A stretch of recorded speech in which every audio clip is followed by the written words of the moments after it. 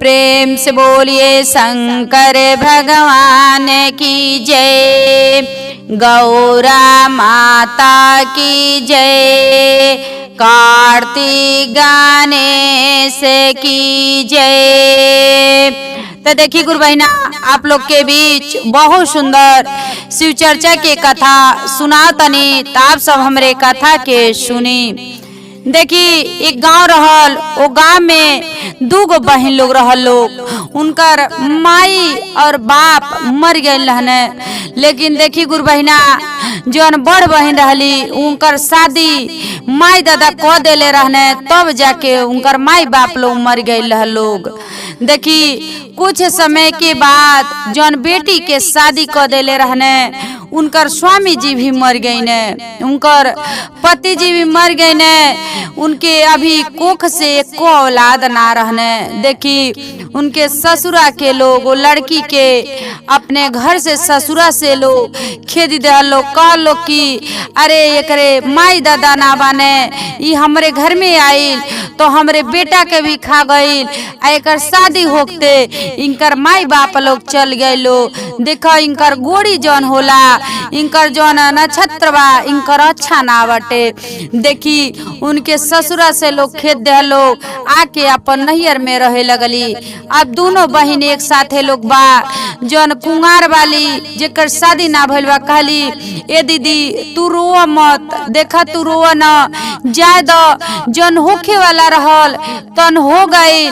तभी आज से भी भगवान के महादेव जी के हमन के नाम लेके, भगवान के नाम लेके जौन करे वाला रहिए उहे रहिए। देखी जौन छोट बेटी उनका रहली, जौन छोटी लड़की रहली बहुत ज्ञानी रहली। देखी माई बाप तो गरीब रहने, ना पढ़ा लिखा पैने, लेकिन देखी महादेव जी उनके बहुत ज्ञान देले रहने। देखी बेचारी जब सियान भइल रहली तो जाके महादेव जी के ऊ पूजा करत रहली, महादेव जी के पूजा करत रहली, महादेव जी के ऊ बहुत मानत रहली। देखी दीदी ऐसे कुछ समय बीतल बा, उनकर बहन कहली ऊ कि ये दीदी तू घर के काम धाम कर जौन ना, तू चिंता में रहलू, आ जा तनी हम ही कुछ कर तनी। कहली ना बहन, दोनों जाने कुछ मिल के हमन के करल जाई, तबे मान लो तोहरो शादी विवाह करे बाटे। हमार तो हो गई रहल, लेकिन हमार स्वामी जी जब गुजर गईनी तो का करी, लेकिन तू कुंवारे ना रहबू, तोहर शादी विवाह करे के बाटे उम्र, तोहर शादी विवाह क देब आ हमार उम्र बेटी खत्म, बहन खत्म हो गइल बा, तो हम यही नगर में रहब, आ तोहरो शादी हो जाई तो तू अइह, अपने केहू ते रही हमन के साथ देवे वाला। कह देखी बहन कहतली कि ये दीदी इतना दूर तक मत सोचो, अरे पहले जौन आने वाली बाटे होखे वाला बा तवन तो सोचो। देखी उ रोज जात रहली, आ तालाब में से जात रहली, उ जल भर के ले आवत रहली, जात रहली जल भर के ले आवत रहली। आ उहे उनके घर में नलका ना रहल, उनके घर में नलका ना रहल, गांव के लोग केहू भी उ लोग अपने पाइप पे ना जाए देत रहलो, ऐसे कि उ लड़की अनाथ रहलो, वो लोन के आगे पीछे केहू ना रहल। लेकिन देखी दीदी ई रहल कि वो लोन के नाव जौन खेत बाड़ी घर जमीन रहल तो लोन के नावे रहल, यही से केहू कुछ बोली ना पावत रहल। जात रहली अपन कभी कहीं से भी जात रहली, अपन पानी भर के लेके आवत रहली, आ वही से अपन लोग खाना बनावत रहलो, आ वही से पियत रहलो। देखी ऐसे कुछ समय बीतल बा, तो एक दिन गइल वाली अपन तालाब के किनारे जंगल के तरफ गइल वाली लकड़ी काटे। जब जंगल के तरफ लकड़ी काटे गइल वाली तो गांव के ठाकुर अपन रोड ध के जातने। जब रोड ध के जातने तो देखत ने इतना सुंदर लड़की, इतना सुशील लड़की, इतना सुंदर कमर बा, इतना सुंदर शरीर बा, सब देख के और लड़की पे मोहा गई ने ठाकुर। वो लड़की पे उ ठाकुर मुहा गइल बाने। आ जब मुहा गई ने तो चल गई ने वो लड़की के पास। लड़की तो देख के डर गईली। जब लड़की उ देख के डर गईल वाली तो कहत ने कि देख के तुम काहे डरातलू। तो कहली कि तू हमरे लगे का करे अइला हवा। तो कहत ने कुछ ना, हमरे जौन कोठी बा हमरे कोठी में तू चला। लड़की ना जाता ली लेकिन जबरदस्ती के साथ ठाकुर लेके चल गए बाने। ई कहत ने इतना जौन भी हमरे नजर से लड़की सुंदर दिखाई दे देले वाली तो हमसे केहू बच के ना गइल बा। देखी अब अपने कोठी में लेके इने आ ले आके आ वो लड़की के साथे देखी कितना गलत काम कई देले बाने। लड़की अब रोवती अली कहत अली सब बात जाके सब गांव वासी से हम कहब। कहत ने ठाकुर अगर तू जाके गांव वाले से कह देबू तो तुहार जौन बड़ बहन वाली तू उनकर जी है ना उनके मौत के घाट जाएग बाटे। उ मर जइहे उनके लिए तू चिता सजा दिह। कहली कुछ भी हो जा लेकिन हम गांव वाले के कहब। कहने ठीक बा तू जाके गांव वाले के कहियो लेकिन हम तू अपने बड़ बहन के लिए चिता सजा लिह।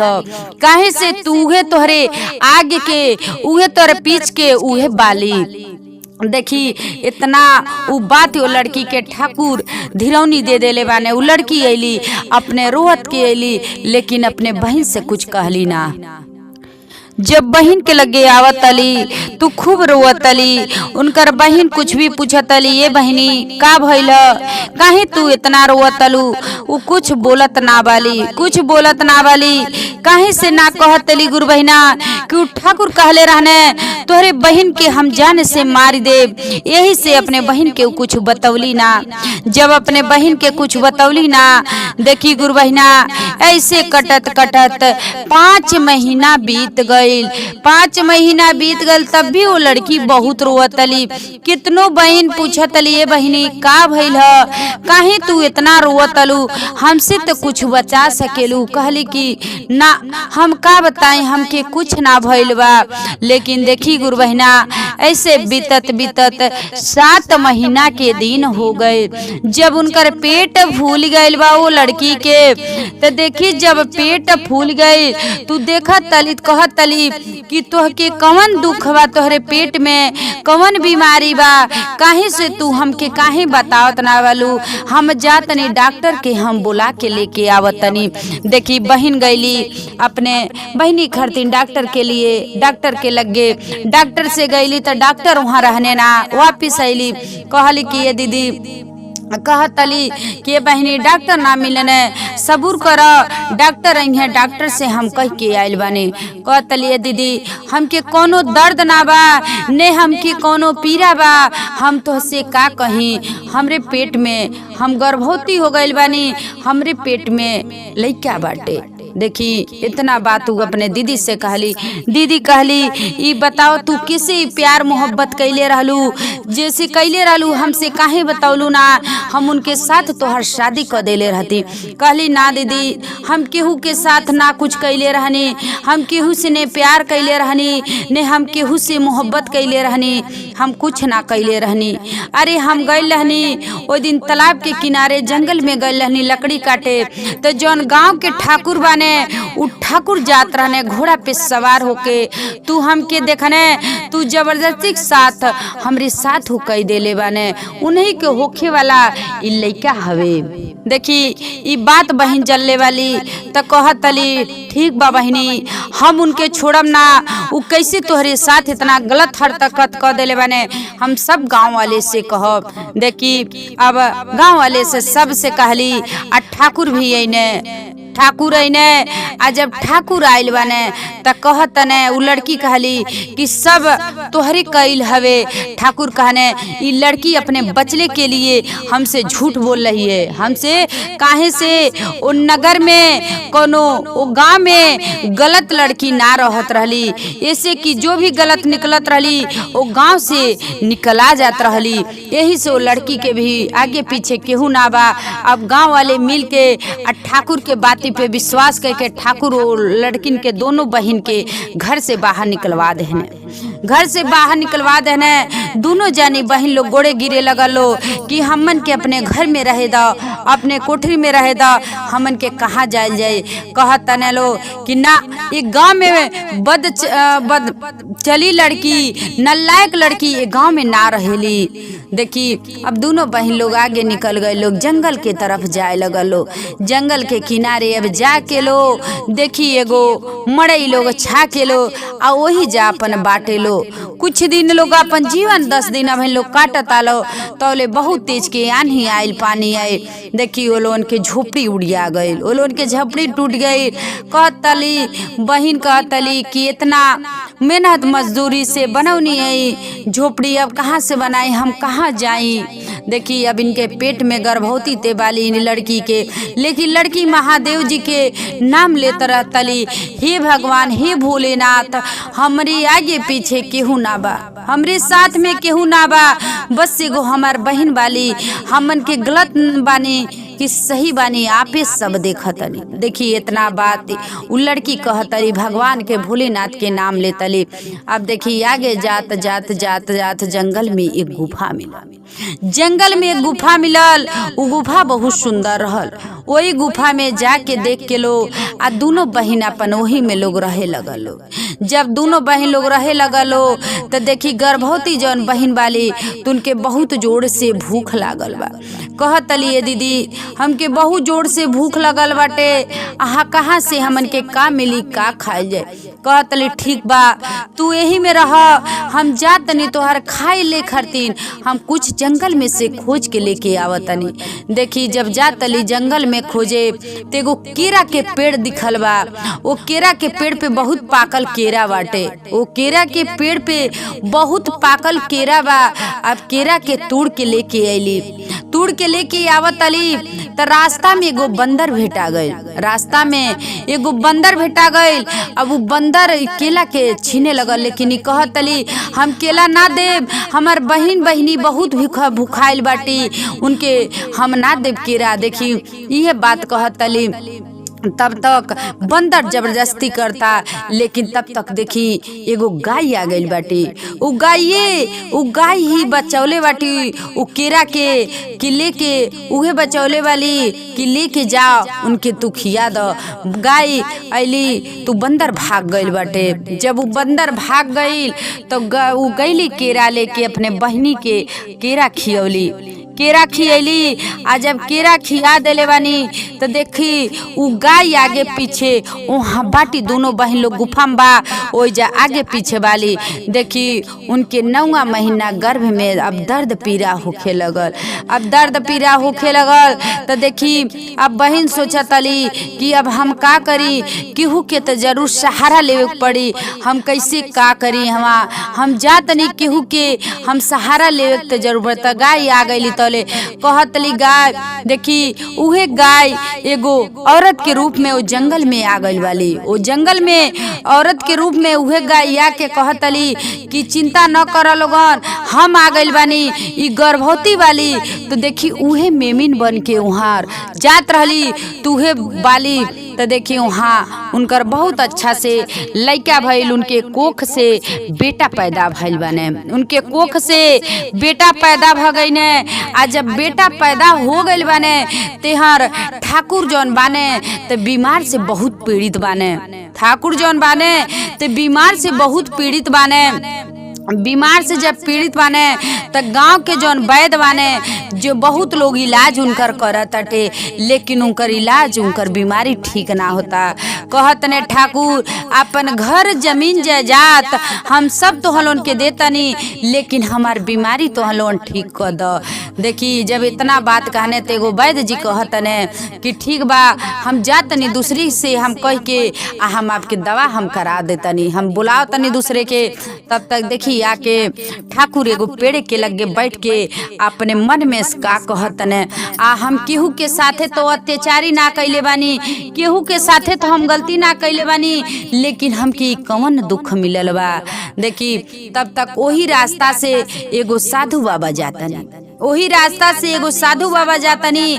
आ जब साधु बाबा जातनी तो वहाँ से मुस्कुरात के जातनी, उस साधु बाबा वहाँ से मुस्कुरात के जातनी आ जाके उ एगो पेड़े के छाहे लगल बानी। ओ जा उ छाहे लगल बानी ती ठाकुर जाके कहतने कि ये साधु बाबा आप काहे जात रहनी, तो हमके काहे देख के मुस्कुरा के हंस के गईनी।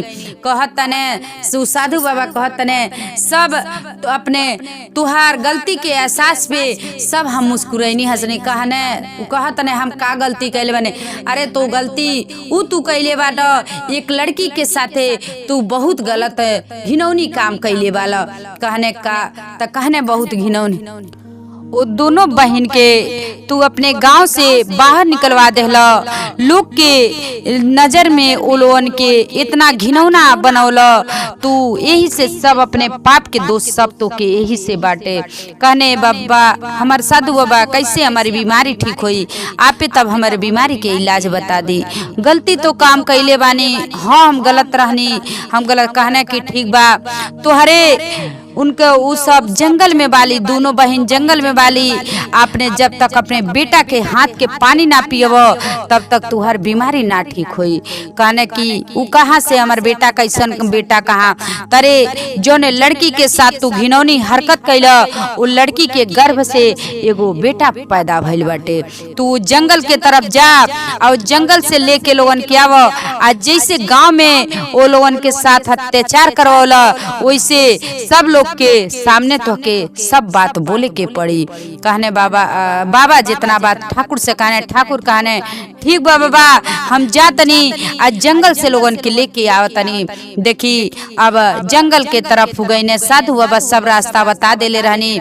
अब जंगल के तरफ गइल बानी तो जब जंगल के तरफ ठाकुर गई ने तो दोनों बहन लोग वही जा गुफा के लगे लोग दोनों बहन लोग बैठल रहलो। देखा लोग तू कहली कि का करे के तू यहाँ आइल ह, तोहार कवन काम यहाँ रहल हवे। अरे हमन के तो गाँव में से तू खेत देहल, हमन के मार खियोला, गांव से लाठी खियोला, ढेला खियोला हमन के। कहने की ठीक बा बहुत बड़ा गलती कैले बानी, बहुत पाप कैले बानी, आज ये पाप के सजा हम भोगतनी। देखी कहली ना जा, लेकिन देखी जौन लड़की के साथ घिनौना हरकत कैले रहने उ लड़की भी कहली हम ना जाए। लेकिन बहन कुछ सोच के कहली ए बहनी चला चले के। जब ये अपने गलती के एहसास करतने तो हमन के नगर में चले के कितना दिन गुफा में हमन के रहल जाई। देखी दोनों बहन गइल बालो, सब गांव वाले के ठाकुर जुटौले बने आ ठाकुर जिता के आ सब अपन बात कहतने। ये लड़की के साथ जौन भी कैले रहनी हम कैले रहनी, ये लड़की के गर्भ से ई पैदा भइल बने बे लड़का ई हमार हवे। देखी अब वही जा सब लोग कहे लगल, सब लोग माफी मांगे लगल कि देखा हम बहुत गलती का तो के बहुत गलती शब्द बोलले बानी, तोहार बहुत बुराई कैले बानी, लेकिन एमे तुहार कोनो गलती ना बा, एमे ठाकुर के गलती बा। लेकिन अब सब गांव वाले मिल के अब ठाकुर के कहतने ये गांव में तो हके ना रहे बा। देखी ठाकुर कहने ठीक बा हम ना रहब। अब वो कहने की अब तू दोनों बहन लोगन जाके वो कोठा पे वो बंगला पे जौन घर बा जौन मंजिल बा ओ पे जाके वो घर में अब तुहा लोग राज कर, खेत बाड़ी सब बेटा के नामे अब रही। अब हम जात नहीं, अब हम जंगल में ही रहब। देखिए अब दोनों बहन लोग जाके लोगों में राज से दोनों बहन लोग वो राजा ठाकुर के घर में लोग बालो आई। ठाकुर अब जंगल के में जाके अब जंगल में घूमतने आ जंगल में बाने।